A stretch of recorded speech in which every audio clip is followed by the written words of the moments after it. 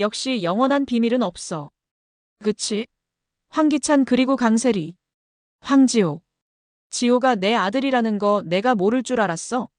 태우리가 강세리를 쏘아보며 말합니다. 여왕의 집이 어느덧 결말을 향해 달려가고 있는데요.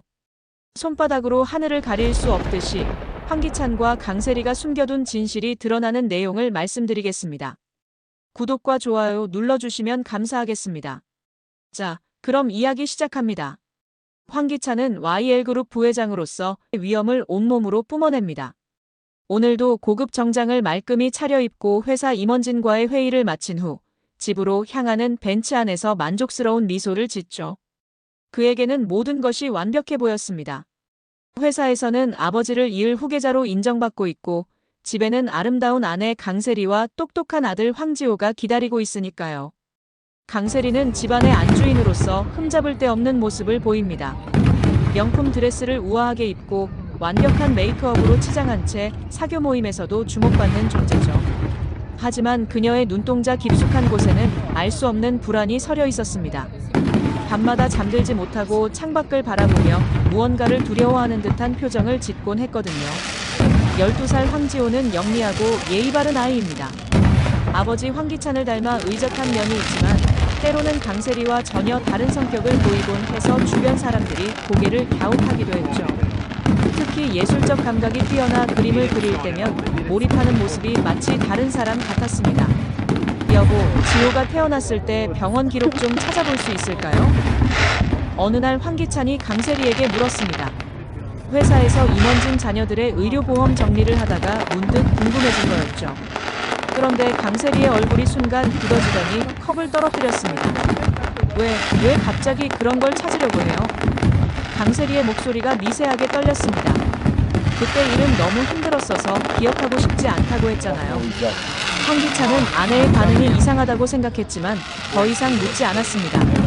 하지만 마음 한구석에는 작은 의문이 자리 잡기 시작했죠. 왜 아내는 그렇게 민감하게 반응하는 걸까요? 그날 밤 강세리는 잠들지 못하고 뒤척였습니다. 가슴이 두근거리고 식은땀이 났어요. 그녀는 몰래 서재로 가서 오래된 서류 상자를 꺼냈습니다. 손이 떨리며 그 안에서 낡은 병원 서류를 찾아냈죠. 서류에는 분명히 다른 이름이 적혀 있었습니다. 절대 들키면 안 돼. 절대로. 강세리는 혼잣말을 중얼거리며 서류를 다시 깊숙이 숨겼습니다. 그녀의 눈에는 공포와 절망이 동시에 서려 있었어요. 한편 지호는 자신의 방에서 그림을 그리고 있었습니다. 붓을 들고 캔버스에 색을 입히는 그의 손놀림은 마치 타고난 예술가 같았죠. 그런데 이상했습니다. 황기찬은 예술에 전혀 관심이 없고 강세리 역시 그림에는 소질이 없거든요. 도대체 지호의 이런 재능은 어디서 온 걸까요? 아빠, 나는 왜 아빠나 엄마랑 안 닮았어요? 지호가 순진하게 물었습니다. 거울을 보다가 문득 든 생각이었죠. 친구들은 모두 부모와 닮은 부분이 있는데 자신은 왜 그런 게 없는지 궁금했던 거예요. 황기찬은 잠시 당황했습니다. 그런 게 어디 있니? 내가 아빠 어릴 때와 많이 닮았다고 할머니가 그러시잖아. 하지만 황기찬도 속으로는 의아했습니다. 정말로 지호는 자신과 닮은 구석이 별로 없었거든요. 오히려 어떤 각도에서 보면 전혀 다른 사람의 아이 같기도 했고요. 그런 생각을 하는 자신이 이상해서 고개를 저었지만 의심의 씨앗은 이미 뿌려진 후였습니다. 며칠 후 황기찬은 회사에서 우연히 동료들과 유전자 검사 이야기를 듣게 됩니다. 요즘에는 부모와 자녀 간의 유전적 연관성을 쉽게 확인할 수 있다는 내용이었죠. 그 순간 황기찬의 머릿속에 지호의 얼굴이 떠올랐습니다. 설마 그런 일이 있을 리가. 황기찬은 자신의 생각을 부정했지만 그날 밤부터 잠들기가 어려워졌습니다. 강세리의 이상한 반응, 지호의 예술적 재능, 그리고 닮지 않은 외모까지.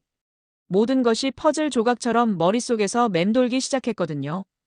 강세리는 남편의 변화를 눈치채고 더욱 불안해했습니다. 혹시 뭔가 의심하고 있는 건 아닐까요? 그녀는 밤마다 악몽에 시달렸어요. 과거의 일들이 하나씩 밝혀지는 꿈을 꾸곤 했죠.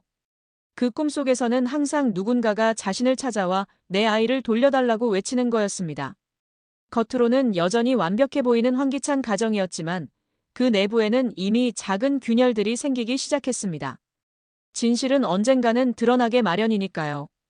인천국제공항 입국장에 키 크고 품위 있는 남성이 나타납니다. 태울이었죠. 그는 세계적으로 유명한 아트 딜러로 뉴욕과 파리를 오가며 수억 원짜리 작품들을 거래하는 인물입니다. 완벽하게 다림질된 셔츠에 고급 코트를 걸친 그의 모습은 마치 영화 속 주인공 같았어요. 하지만 태오리의 마음속에는 깊은 상처가 자리하고 있었습니다. 12년 전 그의 여동생 캐서린이 한국에서 갑자기 사라진 거였죠. 캐서린은 당시 임신 중이었는데 어느 날 갑자기 연락이 끊어졌습니다. 태오리는 그 후로 줄곧 동생을 찾아 헤맸지만 아무런 단서도 찾지 못했어요. 이번엔 반드시 캐서린을 찾을 거야. 태오리는 공항 택시 안에서 다짐했습니다. 그의 손에는 12년 전 캐서린의 마지막 사진이 들려 있었죠. 웃고 있는 캐서린의 모습을 보며 태오리는 가슴이 미어지는 것 같았어요. 며칠 후 태오리는 강남의 한 갤러리에서 개인전을 열었습니다.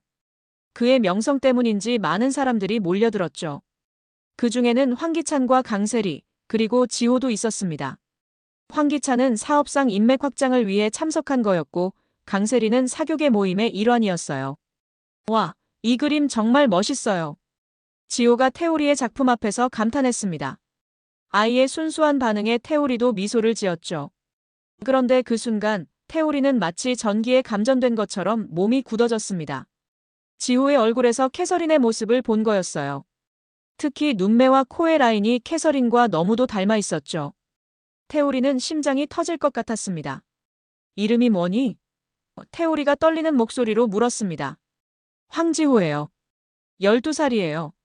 지호가 밝게 대답했죠. 12살. 태오리의 머릿속이 복잡해졌습니다. 캐서린이 사라진 게 12년 전이었으니까요. 그리고 그때 캐서린은 임신 중이었고. 설마 이 아이가? 태오리는 급히 강세리에게 다가갔습니다. 혹시 이 아이의 어머니가 되시나요? 네, 그런데요. 강세리의 표정이 순간 경계하는 빛을 띠었어요. 뭔가 이상한 기운을 느낀 거죠. 아, 아니에요. 그냥 아이가 예술에 관심이 많은 것 같아서요. 태오리는 억지로 웃으며 둘러댔습니다. 하지만 그의 마음은 이미 확신에 차 있었어요. 이 아이는 분명 캐서린의 아들일 거라고. 그날 밤 태오리는 잠들 수가 없었습니다. 호텔방에서 캐서린의 사진과 지호의 얼굴을 계속 비교해 보았어요. 닮은 점이 한두 개가 아니었죠. 눈매, 코, 입술의 모양, 심지어 웃을 때 보이는 작은 보조개까지도요. 캐서린아, 정말 내 아이인 거니? 태오리는 사진을 쓰다듬으며 중얼거렸습니다. 12년 만에 찾은 단서일지도 모른다는 생각에 가슴이 뛰었어요. 다음 날 태오리는 사설탐정 사무소를 찾았습니다. 황기찬이라는 사람과 강세리라는 여자에 대해 자세히 조사해 주세요. 특히 12년 전 일에 대해서요. 탐정은 고개를 끄덕였습니다. 어떤 종류의 정보를 원하시나요? 모든 것을 알고 싶습니다. 결혼 경위, 아이 출산 과정, 그리고 태오리는 잠시 망설이다가 말했습니다. 혹시 그 여자가 다른 신분을 사용한 적이 있는지도 조사해 주세요. 며칠 후 탐정으로부터 연락이 왔습니다. 이상한 점들이 몇 가지 발견됐습니다. 강세리라는 여자의 과거 기록이 12년 전부터 시작돼요. 그 이전의 기록은 거의 찾을 수 없습니다. 태오리의 직감이 맞아떨어지고 있었어요. 더 자세히 조사해 주세요. 그리고 이 사진을 보세요. 태오리는 캐서린의 사진을 건넸습니다. 혹시 이 여자와 강세리가 관련이 있는지 확인해 주시고요. 탐정이 사진을 보더니 놀란 표정을 지었습니다. 이 여자, 강세리와 매우 닮았네요. 쌍둥이라고 해도 믿을 정도로요. 그 말을 듣는 순간 태오리는 모든 퍼즐이 맞춰지는 것 같았습니다. 강세리가 캐서린의 신분을 도용해서 살고 있는 거였어요. 그리고 지호는 캐서린의 아들이고요. 하지만 그렇다면 진짜 캐서린은 어디에 있는 걸까요? 반드시 진실을 밝혀낼 거야. 태오리는 주먹을 꽉 쥐었습니다. 12년 동안의 고통과 절망이 분노로 바뀌고 있었어요. 자신의 동생과 조카를 찾기 위해서라면 무엇이든 할 각오였죠. 그런데 태오리는 아직 모르고 있었습니다. 진짜 캐서린이 어떤 끔찍한 상황에 처해 있는지, 그리고 강세리가 얼마나 치밀하게 모든 것을 숨겨왔는지를요. 진실을 찾아가는 길은 생각보다 훨씬 험난할 터였습니다. 태오리는 며칠 동안 고민 끝에 강세리에게 직접 연락을 취했습니다. 갤러리에서 받은 명함을 이용해서요. 그는 최대한 자연스럽게 접근하려 했어요. 안녕하세요. 며칠 전 갤러리에서 뵀던 태오리입니다. 혹시 시간 되실 때 커피 한잔 하실까요? 지호군이 예술에 관심이 많으신 것 같아서 조언을 해드리고 싶어요. 강세리는 전화를 받는 순간부터 이상한 느낌을 받았습니다. 왜 갑자기 이런 제안을 하는 걸까요? 하지만 거절하면 더 의심스러워 보일 것 같아서 만나기로 했어요. 며칠 후 강남의 한 고급 카페에서 두 사람이 마주 앉았습니다. 태오리는 겉으로는 차분해 보였지만 속으로는 긴장하고 있었어요. 오늘 대화로 모든 것이 결정될 테니까요. 지호가 정말 예술적 재능이 뛰어나네요. 혹시 어느 쪽 가족의 유전인가요? 태오리가 조심스럽게 물었습니다. 강세리는 커피잔을 들며 대답했어요. 글쎄요, 저나 남편 모두 예술과는 거리가 멀어서. 아마 조상 중에 그런 분이 계셨나 봐요. 태오리는 더 직접적으로 물어보기로 했습니다. 혹시 캐서린이라는 이름 들어보신 적 있나요? 그 순간 강세리의 얼굴이 창백해졌습니다. 손이 떨려서 커피잔을 거의 떨어뜨릴 뻔했죠. 하지만 그녀는 재빨리 평정을 되찾으려 노력했어요. 캐서린요? 흔한 외국 이름이잖아요. 왜 갑자기 그런 걸 물어보시는 거죠? 강세리의 목소리가 미세하게 떨렸지만 태연한 척했습니다. 사실은 태오리가 심호흡을 하고 말했어요. 제 여동생 이름이 캐서린이었습니다. 12년 전에 한국에서 실종됐거든요. 그때 임신 중이었는데 강세리는 내심 충격을 받았지만 표정 관리를 철저히 했어요. 아, 정말 안 됐네요. 하지만 저는 그런 분 모릅니다. 12년 전이면 저도 지호를 임신하고 있었거든요. 정말 모르시나요? 태오리가 더 압박했습니다. 혹시 병원에서 만났다든지 아니면 정말 모른다니까요. 강세리가 갑자기 목소리를 높였다가 주변을 의식하며 다시 낮췄어요. 죄송해요. 그런 슬픈 이야기를 들으니까 마음이 아파서요. 하지만 정말 저는 캐서린이라는 분을 모릅니다. 태오리는 강세리의 반응을 보며 확신했습니다. 이 여자는 분명히 뭔가 숨기고 있다고요. 하지만 더 이상 압박하면 경계심만 불러일으킬 것 같았어요. 그렇다면 혹시 지호가 입양아는 아니겠죠? 태오리가 마지막으로 던진 질문이었습니다. 강세리는 이번에는 정말로 화가 났어요. 무슨 말씀을 하시는 거예요? 지호는 제가 10달 동안 뱃속에 품고 낳은 아이라고요. 어떻게 그런 말을 할 수 있으세요? 죄송합니다. 너무 무례한 질문이었네요. 태오리가 사과했지만 그의 눈에는 여전히 의심의 빛이 서려 있었어요. 카페를 나온 후 강세리는 차 안에서 한동안 숨을 고르지 못했습니다. 가슴이 두근거리고 식은땀이 났어요. 태오리가 캐서린의 오빠라니. 이런 일이 생길 줄은 정말 꿈에도 몰랐죠. 어떻게 하지? 만약 진실이 밝혀지면. 강세리는 공포에 떨었습니다. 지금까지 쌓아올린 모든 것이 무너질 게 뻔했거든요. 그날 밤 강세리는 황기찬에게 거짓말을 했습니다. 여보, 오늘 이상한 사람을 만났어요. 갑자기 지호가 입양하냐고 묻더라고요. 뭐라고? 황기찬이 놀라며 물었죠. 누가 그런 말을? 갤러리에서 만난 태올이라는 아트 딜러요. 정말 기분 나빴어요. 우리 아들을 입양아 취급하다니. 강세리는 이렇게 미리 황기찬에게 태오리에 대한 부정적 인상을 심어놓으려 했어요. 혹시 나중에 태오리가 황기찬에게 접근할 경우에 대비해서요. 한편 태오리는 호텔로 돌아와 탐정에게 전화했습니다. 강세리와 직접 만나봤는데 분명히 뭔가 숨기고 있어요. 더 강력한 증거가 필요합니다. 유전자 검사는 어떻게 생각하세요? 탐정이 제안했습니다. 태오리는 잠시 망설였어요. 그건 너무 위험한 일이었거든요. 하지만 다른 방법이 없었죠. 어떻게 할 수 있을까요? 지호군의 DNA 샘플을 구할 수 있다면 가능합니다. 머리카락이나 사용한 컵 같은 것만 있어도 돼요. 태오리는 결심했습니다. 알겠습니다. 방법을 찾아보죠. 다음 날 태오리는 지호가 다니는 미술학원 앞에서 기다렸습니다. 아이가 학원을 나오면 자연스럽게 접근할 계획이었어요. 다행히 지호는 태오리를 기억하고 있었죠. 안녕, 지호야. 지난번에 갤러리에서 만났었지? 네, 기억해요. 정말 멋진 그림들이었어요. 지호가 밝게 웃었습니다. 고마워. 혹시 목마르지 않니? 주스 한 잔 사줄까? 지호는 기꺼이 따라왔어요. 카페에서 주스를 마시며 이런저런 이야기를 나눴죠. 태우리는 지호가 주스를 다 마신 후 컵을 조심스럽게 챙겼습니다. 지호야, 다음에 또 만나자. 그림 그리는 걸 가르쳐 줄 수도 있고. 정말이요? 와, 좋아요. 지호는 정말 기뻐했어요. 하지만 태우리의 마음은 무겁기만 했습니다. 이런 식으로 아이를 이용하는 자신이 미웠거든요. 하지만 진실을 찾기 위해서는 어쩔 수 없었어요. 그날 밤 태우리는 유전자 검사 전문 기관에 샘플을 맡겼습니다. 결과가 나오기까지 며칠이 걸릴 예정이었죠. 그 며칠이 태우리에게는 평생 같이 느껴질 터였습니다. 일주일 후 태우리는 떨리는 손으로 유전자 검사 결과지를 받아들었습니다. 그리고 그 내용을 확인하는 순간 온몸에 전율이 흘렀어요. 아버지와 아들 관계일 확률 99.99%. 검사 결과는 명확했습니다. 황지호는 태우리의 친아들이 확실했어요. 즉, 캐서린의 아들이기도 하고요.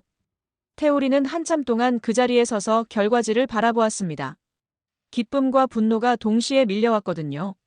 12년 만에 찾은 조카, 아니 이제는 친아들이라고 해야겠죠. 하지만 그 아이를 누가 어떻게 키워온 건지 생각하니 분노가 치밀어 올랐습니다.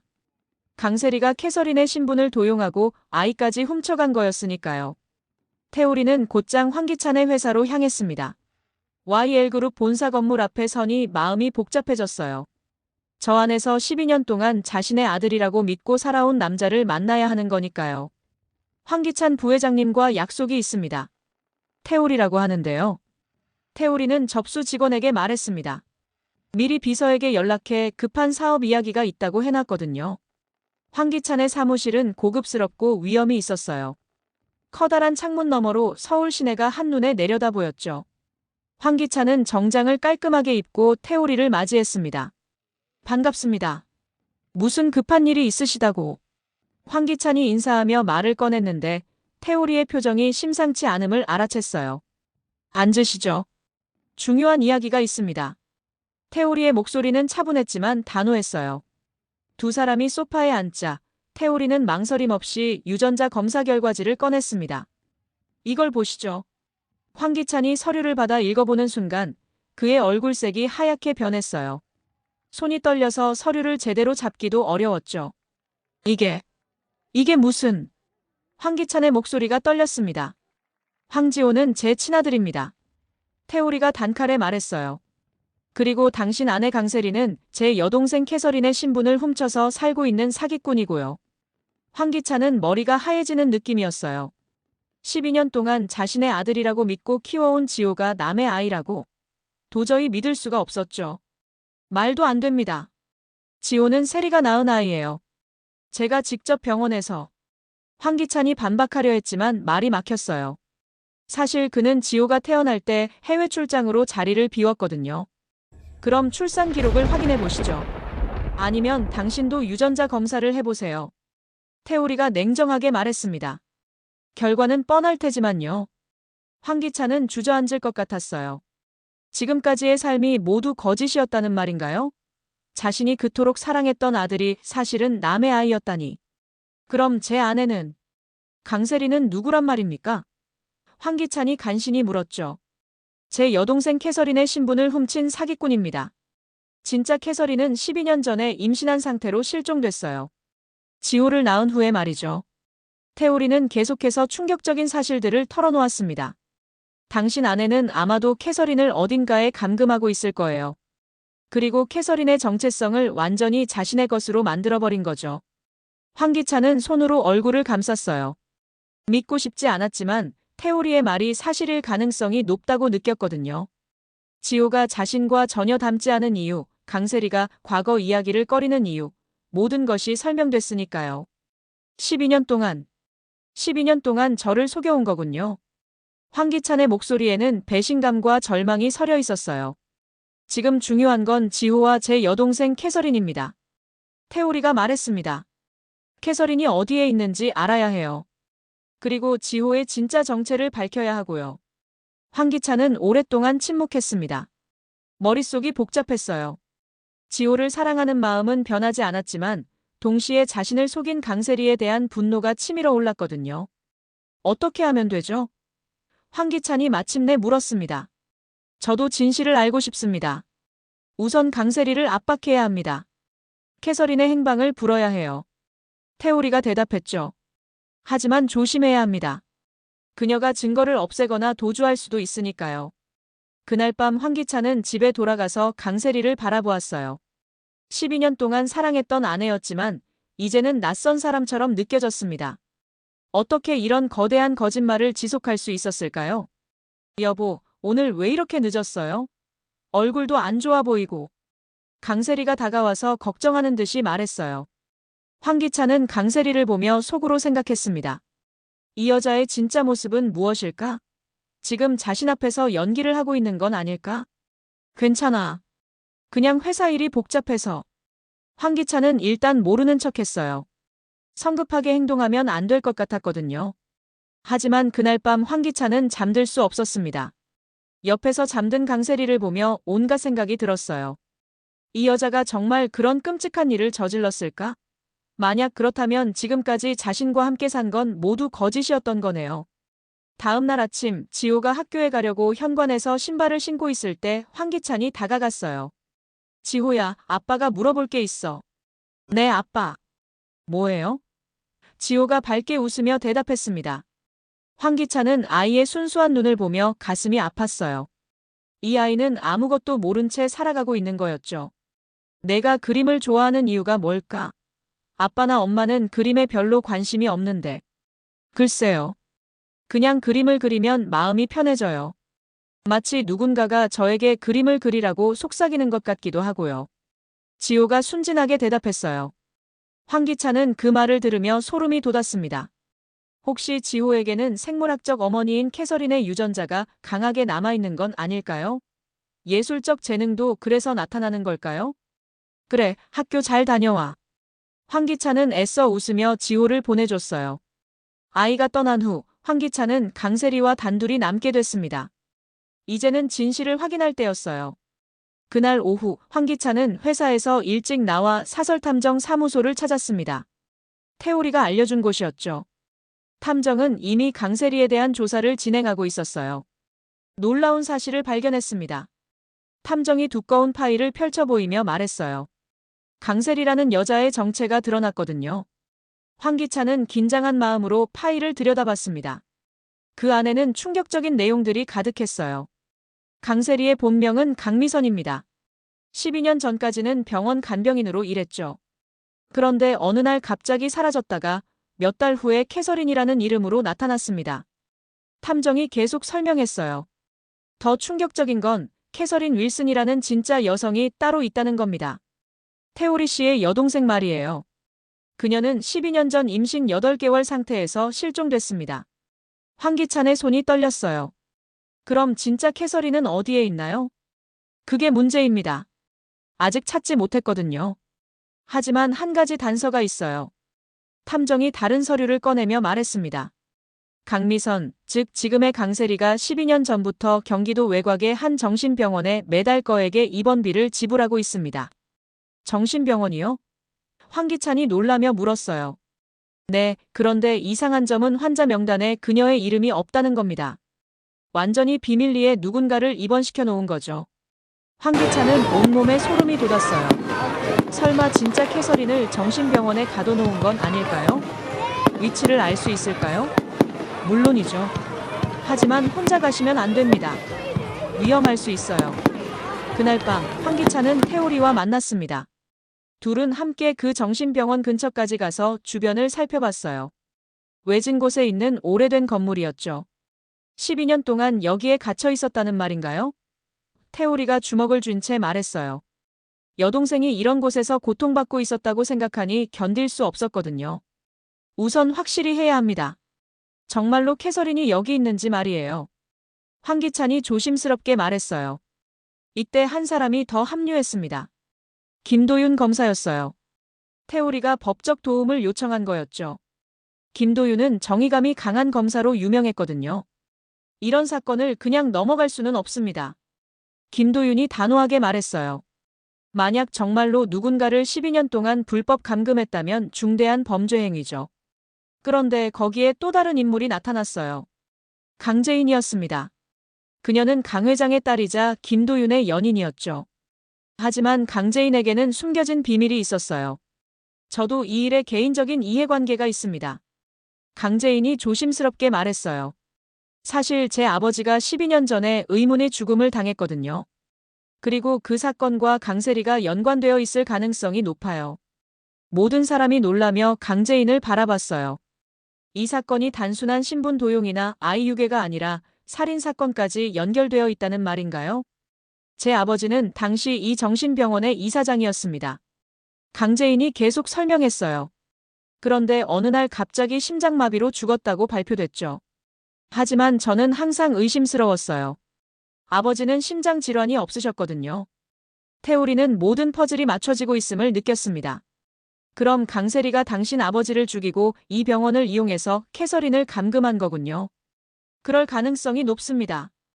아버지가 죽은 후 이 병원은 강세리와 연결된 사람들이 운영하게 됐거든요. 김도윤이 법적 절차를 설명했어요. 우선 수색영장을 받아야 합니다. 하지만 그 전에 확실한 증거가 필요해요. 만약 정말로 캐서린이 거기에 있다면 구출해야 하고요. 시간이 오래 걸리면 안 됩니다. 태우리가 급하게 말했어요. 강세리가 눈치채면 증거를 인멸하거나 캐서린을 다른 곳으로 옮길 수도 있어요. 강재인이 제안했습니다. 제가 병원에 관련된 자료들을 가지고 있어요. 아버지가 남긴 서류들이요. 그걸 이용하면 내부 정보를 알 수 있을 거예요. 그날 밤, 네 사람은 철저한 계획을 세웠습니다. 강재인이 병원의 내부 구조를 파악하고 김도윤이 법적 절차를 준비하고 태오리와 황기찬이 감시를 담당하기로 했어요. 한편 강세리는 집에서 이상한 기운을 느끼고 있었습니다. 황기찬의 행동이 평소와 다른 것 같았거든요. 혹시 무언가를 의심하고 있는 건 아닐까요? 여보, 요즘 왜 이렇게 늦게 들어와요? 회사 일이 그렇게 바쁜가요? 강세리가 탐색하듯 물었어요. 응, 새로운 프로젝트 때문에 바빠. 황기찬이 시큰둥하게 대답했죠. 예전처럼 다정하지 않았어요. 강세리는 불안해졌습니다. 혹시 태우리가 뭔가 말했을까요? 아니면 다른 방법으로 진실이 밝혀진 걸까요? 그날 밤 강세리는 몰래 그 정신병원에 전화를 걸었어요. 혹시 문제 없죠? 아무도 수상한 사람이 오지 않았나요? 네, 조용합니다. 걱정 마세요. 하지만 강세리의 불안은 계속 커져만 갔어요. 12년 동안 완벽하게 숨겨온 비밀이 이제 서서히 드러날 때가 온 것 같았거든요. 다음 날 새벽 구출 작전이 시작됐습니다. 김도윤이 받아온 수색영장을 들고 네 사람이 정신병원으로 향했어요. 드디어 진실을 밝힐 때가 온 거였죠. 새벽 5시 경찰차 2대와 검찰 차량 1대가 조용히 정신병원 앞에 도착했습니다. 김도윤 검사가 앞장서고 태오리와 황기찬, 강재인이 뒤따라 들어갔어요. 수색영장입니다. 이 병원에 불법으로 감금된 환자가 있다는 신고를 받았습니다. 김도윤이 당직 간호사에게 영장을 제시했죠. 간호사는 당황하며 원장에게 연락했어요. 하지만 원장은 새벽이라 연락이 닿지 않았죠. 결국 경찰과 함께 병원 내부를 수색하기 시작했습니다. 환자 명단을 보여주세요. 김도윤이 요구했어요. 간호사가 떨리는 손으로 파일을 꺼내줬지만 거기에는 캐서린의 이름이 없었어요. 하지만 강재인이 아버지로부터 받은 자료를 바탕으로 특별병동의 위치를 알고 있었죠. 지하에 특별병동이 있을 거예요. 아버지 서류에 그런 기록이 있었거든요. 일행은 지하로 내려갔습니다. 오래되고 음침한 복도였어요. 형광등이 깜빡거리며 으스스한 분위기를 자아냈죠. 복도 끝에 철문으로 잠긴 방이 하나 있었어요. 열쇠를 가져오세요. 경찰관이 간호사에게 명령했습니다. 철문이 열리는 순간 모든 사람이 충격을 받았어요. 작고 어두운 방 안에 한 여성이 웅크리고 앉아 있었거든요. 머리는 헝클어져 있고 옷은 낡아 빠져 있었지만 그 얼굴은 분명히 태오리가 찾던 여동생이었어요. 캐서린. 태오리가 달려가며 외쳤습니다. 캐서린은 갑작스러운 빛과 소음에 놀라 구석으로 더 움츠러들었어요. 12년 동안 이 어두운 방에 갇혀 지내며 정신적 외상을 입은 상태였죠. 캐서린아, 나야. 오빠야. 태오리가 조심스럽게 다가가며 말했어요. 목소리가 떨리고 있었죠. 캐서린은 천천히 고개를 들었습니다. 야윈 얼굴에 공허한 눈동자였지만 태오리를 알아보는 듯 했어요. 오빠.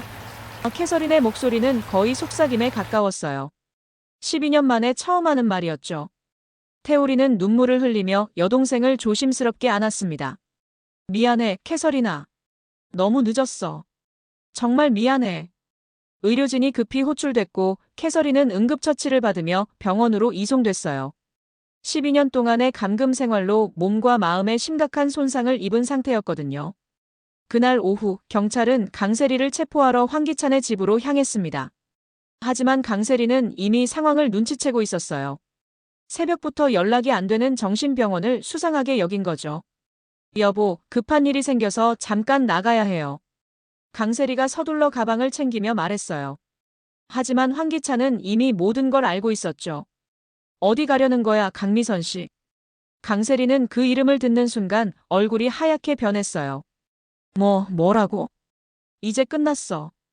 캐서린을 찾았거든. 황기찬이 차갑게 말했습니다. 강세리는 잠시 멈칫했다가 갑자기 현관으로 뛰어갔어요.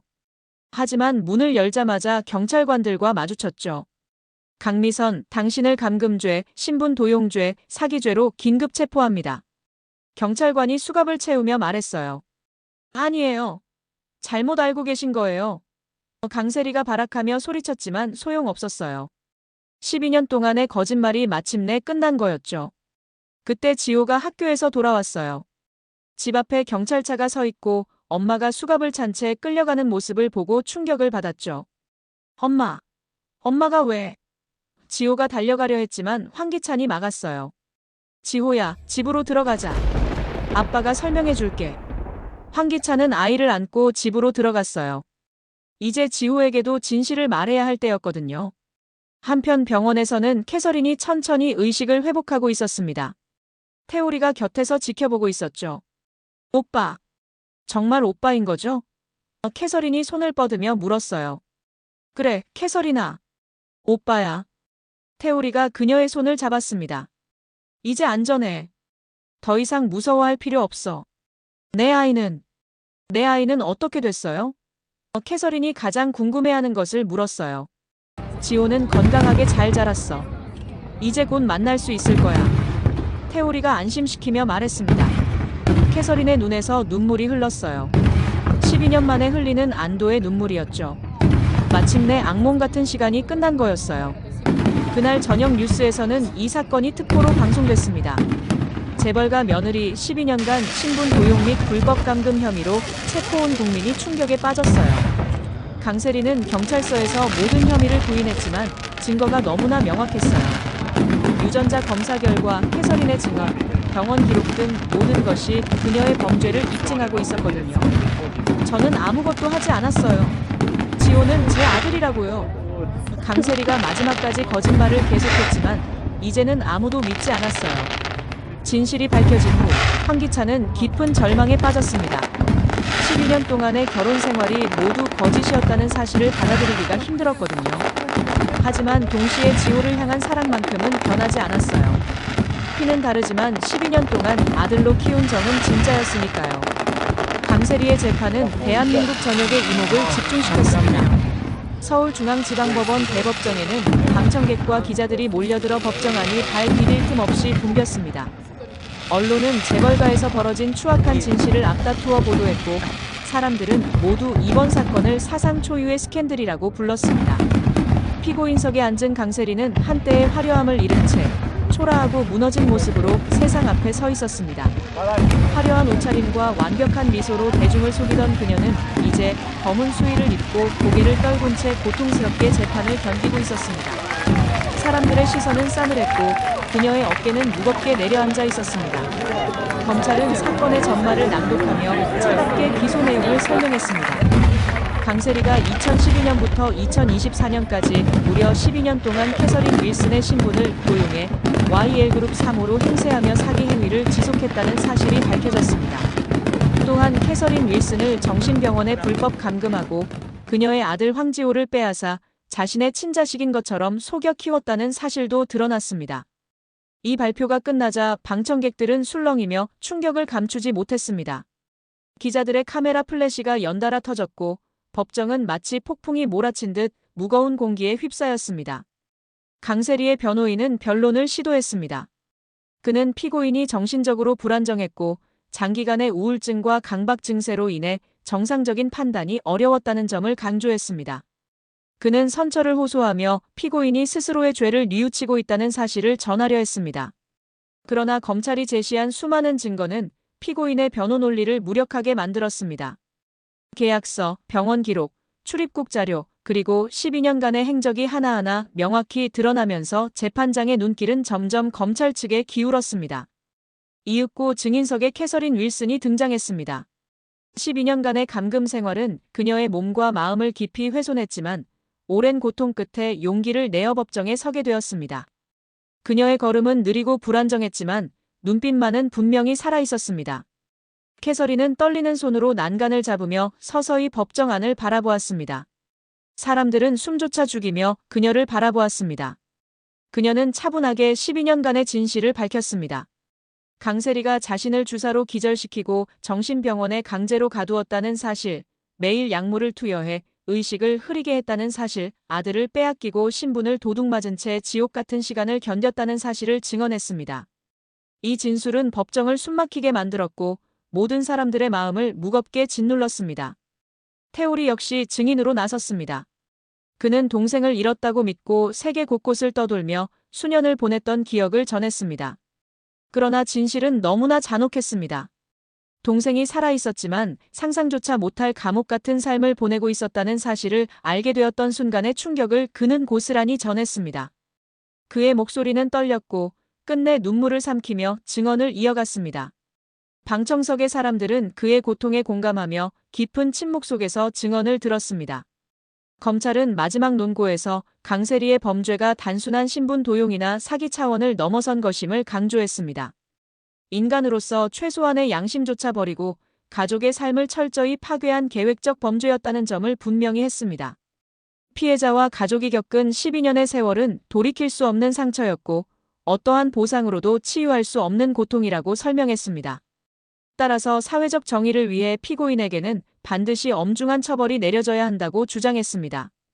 강세리는 이 모든 과정을 들으며 점점 무너져갔습니다. 차가운 시선 속에서 고개를 숙이고 있었지만 내면은 공포와 후회, 그리고 부서진 자존심으로 뒤엉켜 있었습니다. 그녀는 한때 권력과 부를 움켜쥐며 세상을 조종할 수 있다고 믿었습니다. 그러나 지금 그 자리에 남은 것은 파멸의 흔적과 범죄자의 낙인뿐이었습니다. 판사는 조용히 재판봉을 두드리며 선고를 준비했습니다. 법정은 숨소리조차 크게 들릴 정도로 정적에 휩싸였습니다. 모든 이의 시선이 판사에게 집중되었고 역사적인 판결의 순간이 다가오고 있음을 모두가 실감했습니다. 강세리는 떨리는 손을 무릎 위에 올린 채 차가운 시선을 정면으로 마주하지 못하고 고개를 숙이고 있었습니다. 그녀가 맞이할 운명은 이미 결정되어 있었습니다. 강세리의 판결 소식은 전국을 뒤흔들었습니다. 법정에서 무기징역이 선고되자 언론은 일제히 재벌가의 비극이라는 제목으로 사건을 보도했습니다. 뉴스 화면에는 수의 차림으로 끌려가는 강세리의 초라한 모습이 반복해서 비춰졌고 대중은 충격과 분노 그리고 씁쓸한 안도감을 동시에 느꼈습니다. 그러나 이 이야기는 거기서 끝나지 않았습니다. 강세리의 몰락 뒤에는 또 하나의 더 큰 비밀이 기다리고 있었기 때문이었습니다. 황기찬은 세상의 모든 시선이 아내 강세리에게 쏠려 있는 동안 혼자 조용히 무너지고 있었습니다. 아들이라고 믿었던 황지호가 자신의 친자가 아니라는 사실은 그의 정신을 완전히 붕괴시켰습니다. 그토록 자부심을 가지고 키워왔던 가문과 후계자 구도가 무너져버린 순간 그는 더 이상 버틸 힘을 잃어버렸습니다. 집무실에 앉아 홀로 술잔을 기울이던 황기찬의 눈빛은 공허했고 과거의 야망은 그림자처럼 사라져 있었습니다. 그러나 그 공허함 속에서 또 다른 두려움이 자라나고 있었습니다. 바로 자신이 저질러온 또 다른 죄악이 드러날지도 모른다는 두려움이었습니다. 시간이 흐르면서 검찰은 강세리 사건과 함께 YL그룹 내부의 여러 비리를 조사하기 시작했습니다. 그 과정에서 황기찬의 이름이 끊임없이 등장했습니다. 특히 수년 전 의문의 사고로 사망한 강 회장 사건이 다시 수면 위로 떠올랐습니다. 당시에는 단순한 심장마비로 처리되었지만 여러 정황 증거들이 모이며 타살 가능성이 제기되었습니다. 조사 결과 황기찬이 비밀리에 사주한 정황이 속속 드러나고 있었습니다. 황기찬은 이미 모든 것을 감지하고 있었습니다.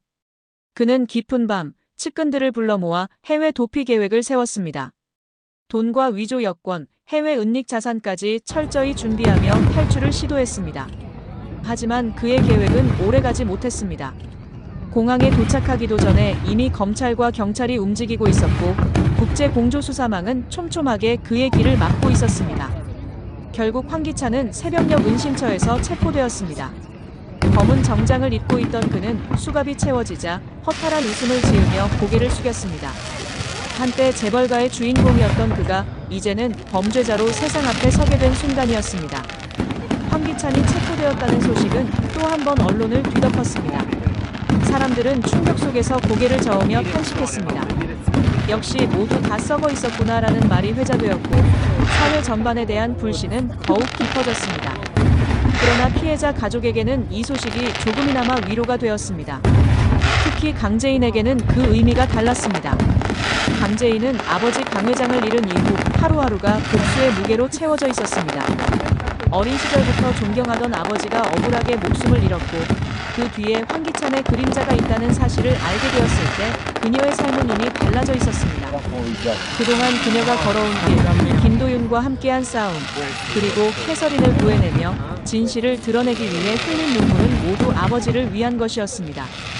황기찬이 결국 법의 심판대에 오르자 강재인은 깊은 숨을 내쉬며 눈을 감았습니다. 그녀의 마음에는 묘한 감정이 교차했습니다. 복수의 목표를 이뤄냈다는 해방감, 그러나 아버지를 다시는 볼 수 없다는 상실감이 동시에 찾아왔습니다. 강재인은 창밖을 바라보며 중얼거렸습니다. 아버지, 이제 조금은 복수가 끝난 것 같습니다.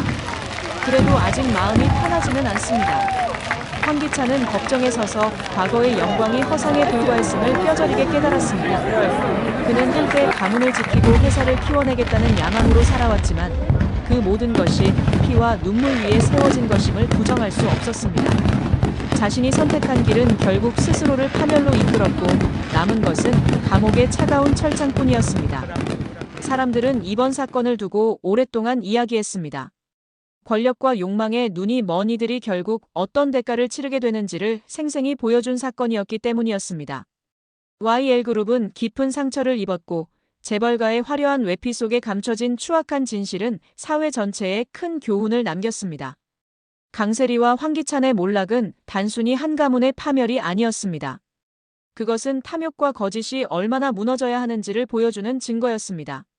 그리고 남겨진 사람들은 무너진 잿더미 속에서 새로운 길을 찾아야 했습니다. 강재인은 아버지를 떠올리며 다시 한번 다짐했습니다. 더 이상 누군가가 이런 고통을 겪지 않도록 정의를 지켜내는 삶을 살아가겠다고 말했습니다. 그날 이후 사람들은 재벌가의 화려한 성체 뒤에 감춰진 추악한 그림자를 기억했습니다. 그리고 모두가 알게 되었습니다.